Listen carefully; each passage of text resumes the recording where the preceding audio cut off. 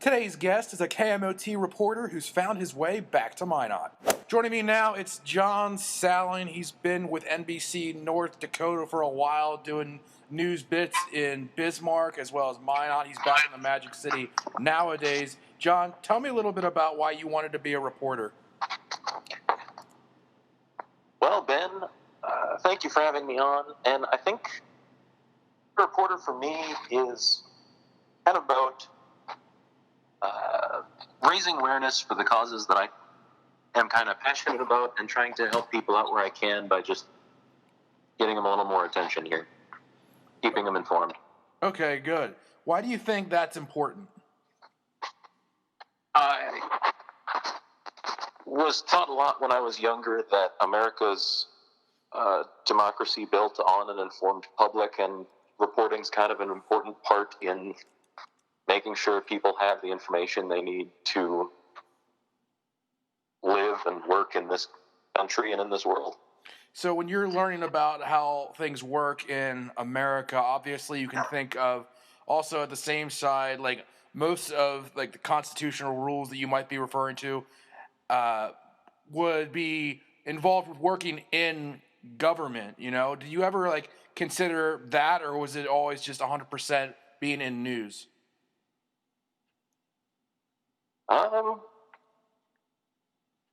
Honestly, for me, it's kind of been where it takes me as I go. Mm-hmm. Got you. So the places you've been have been going to Bishop Ryan, and then going to UMary, and then coming back up here. How set were you on going from one Catholic school to another for your education? You know, it really wasn't a set thing. As I was nearing my graduation at Bishop Ryan, I had my options open. I was looking at a few different colleges, a few different majors, just trying to figure out what I was going to be doing with my life. I ended up, UMary ended up being the best deal and also still having a good program. And their communications department sounded like something fun, something that I wanted to do with the rest of my life. So I ended up kind of angling that way, save a little bit of money and still get a decent education. Why do you think like some of these schools like UMary and Minot State in North Dakota of all places have the kind of media programs that they do? Usually I hear like they have good early ed, nursing, and broadcasting kind of fits into the picture. Why do you think those resources are given what they are, I guess, in these areas? Why do you think it's valued at the college level in this state?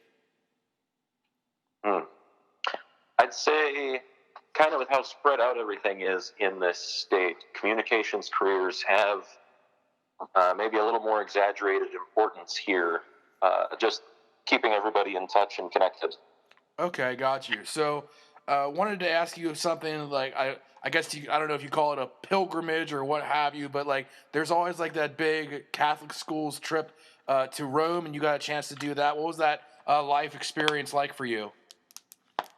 And yeah, they did kind of call it the Rising Seniors Pilgrimage, I believe, but that was a very fun, rewarding trip for me. That was probably a little formative for me too, but it was very cool. Get to go back to Europe, get to tour through some of the architecture, some of the artwork, see all the history there, but also what probably had more of an effect on me was getting to, as an adult, see and learn about the cultures that were there, and kind of see how they communicated as well. Get a real experience with a foreign language. Italian incorporates hand signs a lot more than English does right now anyways, and it was very interesting to see how they kind of blended that nonverbal and verbal communication, and maybe kind of an early interest in the science of communication there for me.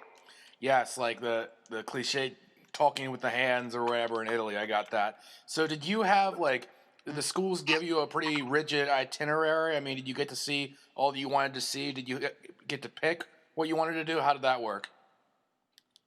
There was a base itinerary that we were going through that we had to do, and then they had a fair amount of free time built into the schedule as well, where as long as we were traveling in groups or whatnot, we could tour around whatever given city we happened to be in that day, and kind of take a look around ourselves. So as they were taking us through the schedule, they were showing us how the public transit worked, the different buses and everything, and gave us an idea of how to figure that out on our own so that when it was time for our free time, we could still make it around the city. You guys are Catholic school students going to Rome that obviously has all the history dealing with like Catholicism and stuff, you know?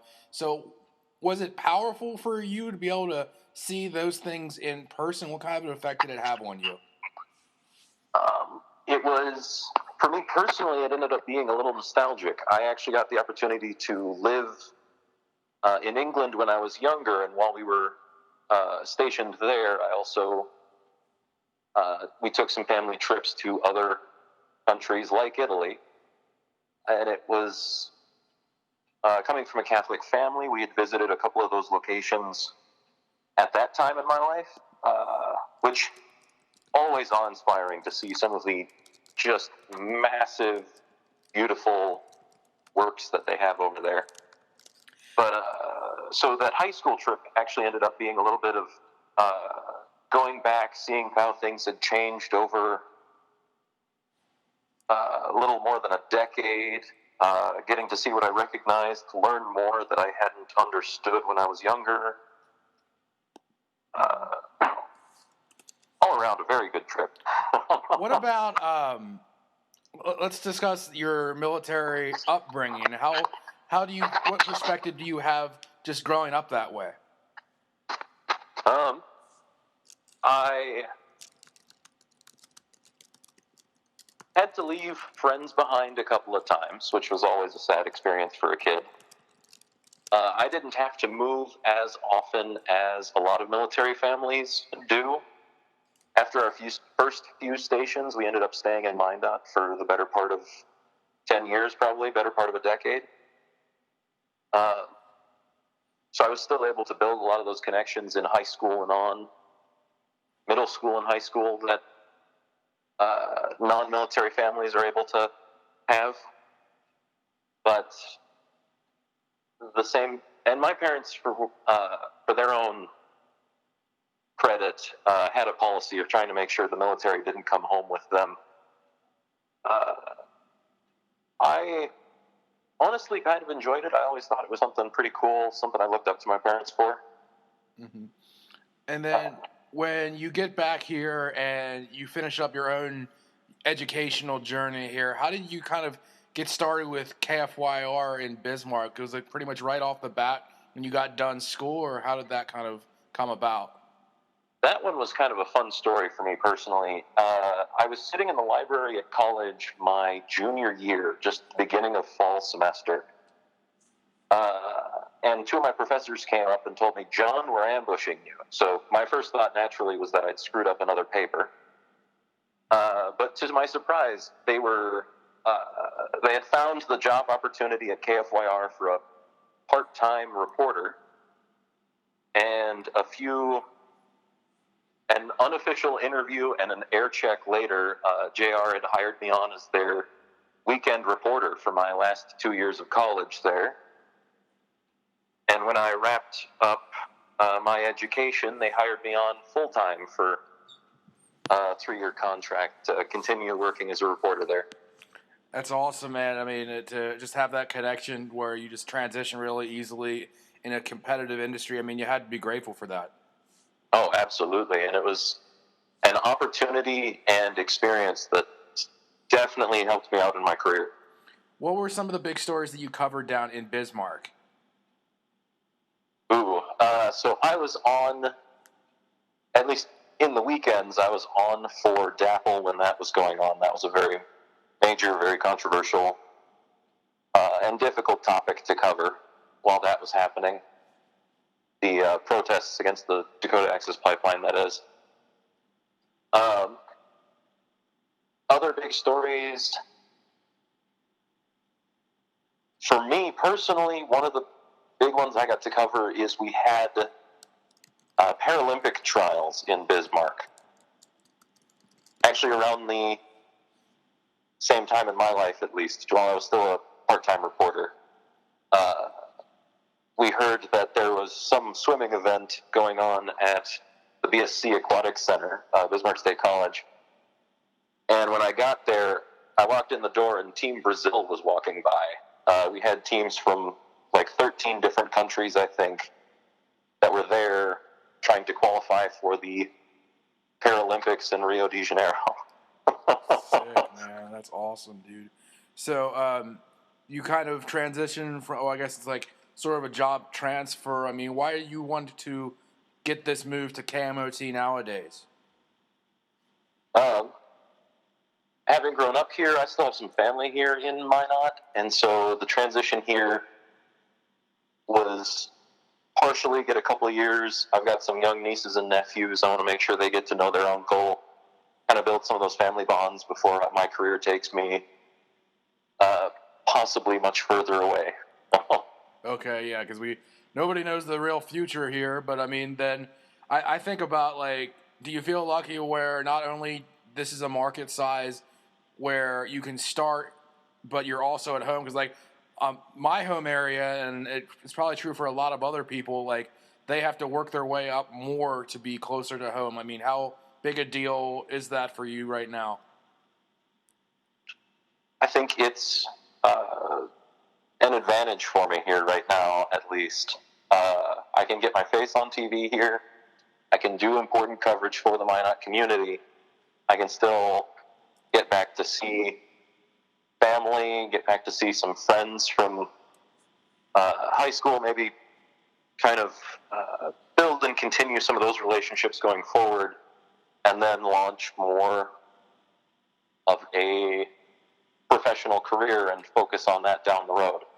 Okay, so then currently it's the same thing that I asked you about Bismarck, but in your time here in Minot working, I mean, it's shorter a lot by comparison, but what would you say your top assignments have been so far? Ooh, all right. Top assignments while I've been here in Minot so far. We got to cover some interesting discussions here with the Secretary of Energy visiting the Minot area. And that was one of my first days on the job in Minot, actually, was going out and seeing how those talks were going and how that was going to affect kind of the world of energy and coal for North Dakota here. Mm-hmm. And I know, like, you have, like, less of a sample size, obviously, to choose from when it comes to the Minot clips so far, but do you have anything in mind, like, in the near future about you really want to sink your teeth into, like, this topic of discussion, or is it basically, like, whatever comes up event-wise or goings on, maybe you can't really see too far ahead? How does that kind of work in your story planning process? My story planning process kind of comes a little more addressing it as it becomes an issue. So planning ahead when I can and where stories need it to really develop the story. But right now, I don't have a major topic to really sink my teeth into here, so to speak. Yeah. All right. So, getting through election day right now, that's the big focus. yeah, absolutely. Absolutely. And God only knows by the time this airs whether we'll know for sure who wins. I mean, locally we'll know, but I mean, oh well, on the bigger stuff anyway. So tell me a little bit about what it was like. One of your other assignments is, like, when I'm off or if I'm not feeling well, you get to fill in for sports with me, and we've done a lot of football together, even volleyball shows and stuff. How much have you liked being able to do that, and how does that kind of expand your, I don't know, repertoire or skill set as a reporter? Well, I got to say, getting to cover here, fill in for you a little bit, has been an absolute blast. I've had a lot of fun. Honestly, getting to know some of these sports better than I did before covering them for a newscast, but also getting to develop all the skills involved with shooting, coming up, working on better video, but also getting my face on TV, getting to actually anchor a whole block. I can't thank you enough for that opportunity. Oh, yeah. And the couple of times that's happened, but just practice in all of the skills that I need, really. All right. Hey man, appreciate it, dude. But I mean, you're the next guy up, and I mean, you have that spot, and you're earning whatever you can do, you know. So you kind of touched right off the top about why you wanted to get into this field and why you felt it was important.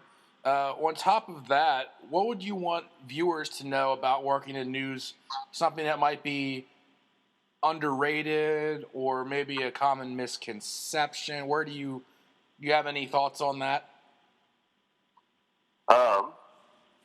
I'd say one common misconception about the news is a lot of people might find it hard to believe that we can spend hours of work developing even a 45-second story tidbit that you're going to see on the news that night. And that's a good day, and that can be a good day's work for a reporter. It's just when it comes to video production, but also digging up the information and putting it together in a format where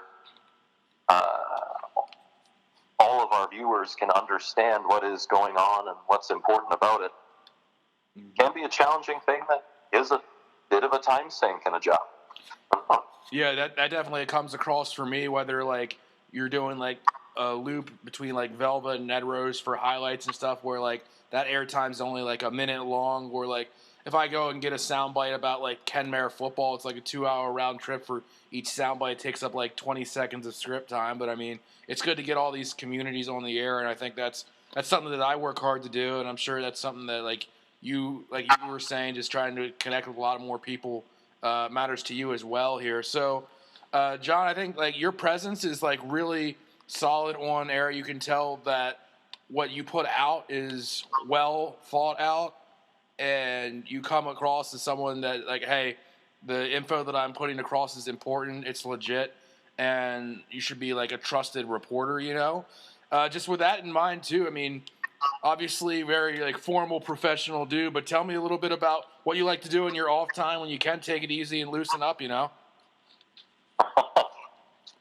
Watch a lot of movies. I took a couple of one aspect of our video production classes was critiquing movie design, movie like how they shoot, the videography, the writing, all that kind of stuff. So been a bit of a movie buff that way. But also, for example, me and my brother are going to be playing Call of Duty Zombies later, and that's always a fun time. Oh, that's fantastic. A lot of video games, board games, books. Mm-hmm. That's fantastic. My buddy got me onto one of like the Call of Duty Black Ops games or whatever, just to kill zombies during the quarantine. He lives back in Pennsylvania, so I'll have to get your gamer tag sometime, and I'm terrible, and you can just completely destroy me at it. Sounds fun. Let's see if I can help you out. Yeah, fantastic. I would appreciate that for sure. And John, we just appreciate your time here, stepping on the show, man. We look forward to just seeing like more of your work here at KMOT. I mean, as coworkers, we appreciate the effort, and I'm sure the community does too, man. Thanks a lot. Absolutely. Thank you.